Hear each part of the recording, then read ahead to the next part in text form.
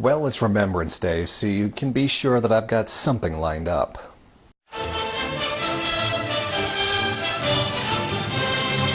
Mainly being that I am never going to wear a poppy ever again. I haven't worn one in a few years now, and I intend to never wear one again.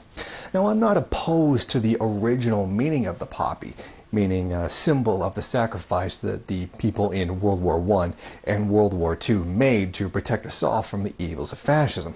What I reject is what that symbol has become now. Of course, today we can see that's really not the meaning of that symbol anymore. In fact, it stands much more for the support of the imperialist invasions of, particularly in the case of Canada, Afghanistan.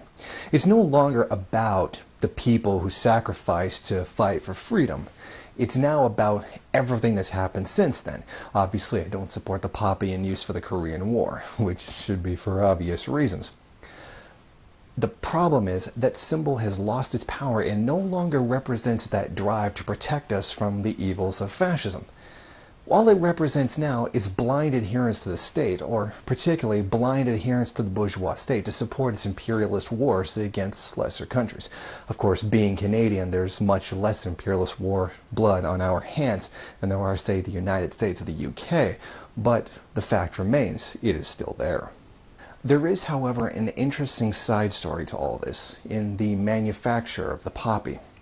The assembling of poppies actually takes place in Canadian prisons, and there was a bit of an outrage because of it, because essentially you're giving sharp metal pins to inmates, which could be used for all kinds of things. One of the great things about prison is that it increases a person's ability to be creative and develop their engineering skills.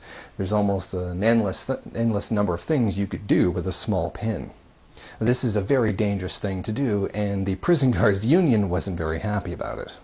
The unions representing the corrections officers have raised concerns over inmates having access to metal pins which are used to hold the poppies together. The unions are hoping to address the security threat that the small pins pose, as it presents a potential weapon that can easily be concealed and later used against guards and other inmates. Apart from security, there are questions over what types of valuable skills inmates will be in fact gaining from the assembly of the poppy pins. And by valuable skills, they're referring to the justification for using prison slave labor. They'll be learning a skill that will serve them well later in life. Christ, well, that'll just change their lives, won't it? Is it ironic or appropriate that this goes on? I mean, essentially, the imperialist war machine and its symbol to defend its criminals from the crimes that they commit. The beautiful little poppy of support the troops, which is essentially what it means now, is being made at the hands of slave labor, while these imperialist wars are carried out across the globe to essentially do the same thing, to capture entire countries under the banner of capital, to capture these countries, its resources, and its people underneath the banner of the bourgeoisie. Is this ironic or is it appropriate? I choose not to wear the poppy because I choose not to support the imperialist war in Afghanistan, and that is my choice, because I do not believe the lies that this is done to support my freedom. The Taliban have never presented a threat to my freedom at all. In fact, everyday regular police present more of a threat to your freedoms and your life than some miscellaneous farmer in the middle of a field in Afghanistan. I reject the lie that is the justification for this war. I reject the war being carried out, and I refuse to support it. It is wrong, and as such, I do not support the people who do it. I do not buy the line of, well, you can be against the mission but still support the men. No, this is not true. You cannot be against a crime yet continue to support the people who commit it. And that is actually a very good comparison because the war itself is a crime. This war in Afghanistan is terrorism. It is the systematic use of violence against the population, people, to suppress them into the political or social objectives of the invading force.